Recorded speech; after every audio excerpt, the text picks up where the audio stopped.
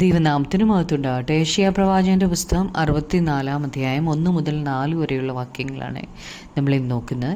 അന്ത്യനാളിൽ യഹൂദന്മാർക്ക് വലിയ മാറ്റം സംഭവിക്കും. ഈ മാറ്റം സംഭവിക്കുന്നത് ദൈവരാജ്യം സ്ഥാപിക്കപ്പെടാനായിട്ടാണ്. സുവിശേഷത്തിലുള്ള വിശ്വാസമാണ് ഈ വ്യത്യാസം അവർക്ക് കൊണ്ടുവരുന്നത്. യഹൂദന്മാരിൽ ശേഷിപ്പ് കുത്തിയവങ്കിലേക്ക് നോക്കും. അവർ മെശിഹായിൽ വിശ്വസിക്കും. അത് അവർക്ക് മാറ്റം കൊണ്ടുവരും. അങ്ങനെ ദൈവരാജ്യം സ്ഥാപിക്കപ്പെടും. 1-2 വാക്യങ്ങൾ വായിക്കുമ്പം, അയ്യോ, ജാതികൾ തിരുമുമ്പിൽ വിറയ്ക്കത്തക്കവണ്ണം നിന്റെ നാമത്തെ നിന്റെ വൈരികൾക്ക് വെളിപ്പെടുത്തുവാൻ തീയിൽ ചുള്ളി കത്തുന്നത് പോലെയും തീ കൊണ്ട് വെള്ളം തിളയ്ക്കുന്നത് പോലെയും മലകൾ നിന്റെ മുമ്പിൽ ഉരുകിപ്പോകത്തക്കവണ്ണം നീ ആകാശം കീറി ഇറങ്ങി വന്നെങ്കിൽ കൊള്ളായിരുന്നു. ആകാശം കീറി മശിഹ വരണമെന്നാണ് ഇവിടെ യെശയ്യാ പ്രവാചകൻ പറയുന്നത്. മശിഹ വരുമ്പോൾ മലകൾ ഉരുകും. മലകൾ ഗവൺമെൻറ്റിനെയും കാണിക്കുന്നു. മശിഹ രണ്ടാമത് വരുമ്പോൾ അധികാരത്തിന് അഥവാ ഗവൺമെൻറ്റിന് മാറ്റം സംഭവിക്കും. തീ കത്തുമ്പോൾ വെള്ളം തിളയ്ക്കും. വെള്ളത്തിനെ നമ്മൾ തീ കത്തിക്കുമ്പോൾ ഒരു പ്രത്യേക ടെമ്പറേച്ചർ വരുമ്പോഴത്തേന് അത് വെള്ളം തിളയ്ക്കും. അതുപോലെ തന്നെ ഏതെങ്കിലും സാധനം നമ്മൾ തീ കത്തിച്ചാൽ അത് ഉരുകും അല്ലെങ്കിൽ കത്തിപ്പോകും.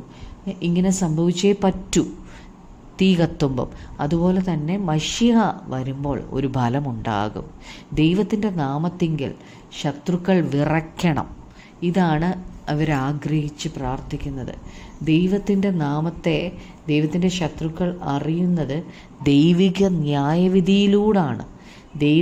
ദൈവിക ന്യായവിധി അഥവാ ദൈവത്തിൻ്റെ കോപം വലിയ മാറ്റം കൊണ്ടുവരും. യെശയ്യാവ് ആഗ്രഹിക്കുന്നത് പോലെ നാമും ആഗ്രഹിക്കണം. ദൈവിക ന്യായവിധി വരണം. ന്യായവിധി വലിയ രൂപാന്തരം കൊണ്ടുവരും. ഗവൺമെൻറ്റിന് മാറ്റം വരും. അധികാരത്തിന് മാറ്റം വരും. പുതിയ ഗവൺമെൻറ് സ്ഥാപിക്കപ്പെടും. മശിഹായുടെ രാജ്യം സ്ഥാപിക്കപ്പെടും.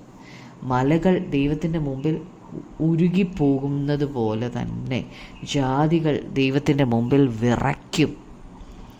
ആകാശം കീറി മശിഹ ഇറങ്ങി വരണമെന്നാണ് ഇവിടെ ഇവർ പ്രാർത്ഥിക്കുന്നത്.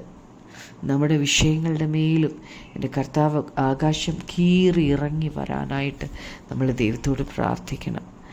3-ാം വാക്യത്തിൽ, ഞങ്ങൾ വിചാരിച്ചിട്ടില്ലാത്ത ഭയങ്കര കാര്യങ്ങളെ നീ പ്രവർത്തിച്ചപ്പോൾ നീ ഇറങ്ങി വരികയും മലകൾ തിരുമുമ്പിൽ ഉരുകിപ്പോകുകയും ചെയ്തുവല്ലോ. അവൻ ദൈവം ഭയങ്കര കാര്യങ്ങളെ പ്രവർത്തിച്ചിട്ടുണ്ട്. പക്ഷേ എങ്കിലും അവർ അത് വിചാരിച്ചിട്ടില്ലായിരുന്നു. അവർ ഇങ്ങനെയുള്ള ദൈവത്തിൻ്റെ പ്രവൃത്തികൾ പ്രതീക്ഷിച്ചില്ലായിരുന്നു. അതുകൊണ്ട് അവർ വിശ്വസ്തയോടെ പ്രതികരിച്ചില്ല. 10 കൽപ്പനകൾ കൊടുക്കാനായിട്ട് ദൈവം സീനായി മലയിൽ ഇറങ്ങി വന്നപ്പോൾ മലകൾ വിറയ്ക്കുകയും ഉരുകിപ്പോവുകയും ചെയ്തു. ദൈവം ഇറങ്ങി വരുന്നത് വലിയ മാറ്റം കൊണ്ടുവരാനായിട്ടാണ്. ദൈവം നമ്മുടെ വിഷയങ്ങളുടെ മേൽ ഇറങ്ങിയാൽ കർത്താവ് വലിയ മാറ്റങ്ങൾ കൊണ്ടുവരും. നിത്യതയ്ക്കായി ദൈവം നമ്മളെ ഒരുക്കും. 4-ാം വാക്യത്തിൽ, നീ അല്ലാതെ ഒരു ദൈവം തന്നെ കാത്തിരിക്കുന്നവന് വേണ്ടി പ്രവർത്തിക്കുന്നത് പണ്ട് മുതൽ ആരും കേട്ടിട്ടില്ല, ഗ്രഹിച്ചിട്ടില്ല, കണ്ണുകൊണ്ട് കണ്ടിട്ടുമില്ല. ദൈവത്തിനായിട്ട് വിശ്വസ്തയോടെ കാത്തിരിക്കുന്നവർക്ക് വേണ്ടി ഇങ്ങനെ പ്രവർത്തിക്കും എന്ന് അവർ ആഗ്രഹിക്കുക. അവർ ആഗ്രഹിക്കുന്നത് അങ്ങനെയാണ്. വിശ്വസ്തയോടെ അവർ പ്രാർത്ഥിക്കുക. ഇതുപോലെ ഇറങ്ങി വരുന്ന ഒരു ദൈവം ആകാശം കീറി ഇറങ്ങി വന്നാൽ മലകൾ വരെയും ഉരുകിപ്പോവും.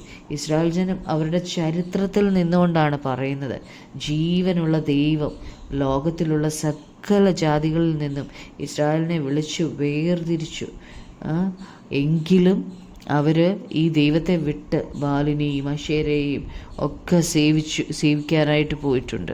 അവർ സത്യദൈവത്തിൽ നിന്ന് അകന്നുപോയി. എന്നാൽ ഇപ്പോൾ അവർ ഏറ്റുപറയുകയാണ്. ഇവിടെ പറഞ്ഞ വാക്യം, നീ അല്ലാതെ ഒരു ദൈവം തന്നെ കാത്തിരിക്കുന്നവന് വേണ്ടി പ്രവർത്തിക്കുന്നത് പണ്ട് മുതൽ ആരും കേട്ടിട്ടില്ല, ഗ്രഹിച്ചിട്ടില്ല, കണ്ണുകൊണ്ട് കണ്ടിട്ടുമില്ല എന്നിവരിവിടെ ഏറ്റുപറയാണ്. ഈ ജനത്തിനു വേണ്ടി ദൈവം ചെയ്ത കാര്യങ്ങൾ ആരും കണ്ടിട്ടില്ലാത്തതും ആരും കേട്ടിട്ടില്ലാത്തതും ആർക്കും ഗ്രഹിച്ചിട്ടില്ലാത്തതുമാണ്.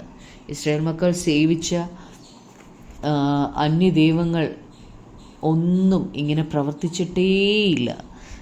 ദൈവത്തെ കാത്തിരിക്കുന്നവർക്ക് വേണ്ടി ദൈവം വലിയവ ചെയ്യും, അല്ലേ?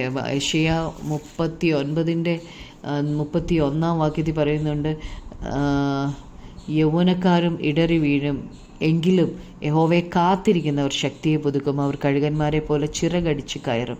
അവർ തളർന്നു പോകാതെ ഓടുകയും ക്ഷീണിച്ചു പോകാതെ നടക്കുകയും ചെയ്യുമെന്ന് നമുക്ക് പ്രാർത്ഥിക്കാം. കർത്താവേ, അങ്ങേപ്പോലൊരു ദൈവമില്ലല്ലോ. നീയല്ലാതെ ഒരു ദൈവം തന്നെ കാത്തിരിക്കുന്നവന് വേണ്ടി പ്രവർത്തിക്കുന്നത് പണ്ട് മുതൽ ആരും കേട്ടിട്ടില്ല, ഗ്രഹിച്ചിട്ടില്ല, കണ്ണുകൊണ്ട് കണ്ടിട്ടുമില്ല. എൻ്റെ കർത്താവെ, അങ്ങയുടെ പ്രവൃത്തികൾക്കായി ഞങ്ങൾ കാത്തിരിക്കുന്നു കർത്താവെ. യേശുവേ അപ്പാ, കർത്താവെ, നിത്യതയ്ക്കായി ഞങ്ങളെ ഒരുക്കണമേ കർത്താവെ. അങ്ങയുടെ വരവെങ്കിൽ എടുക്കപ്പെടുവാൻ തക്കവണ്ണം പരിശുദ്ധാത്മാവ് ഞങ്ങളെ സഹായിക്കണമേ.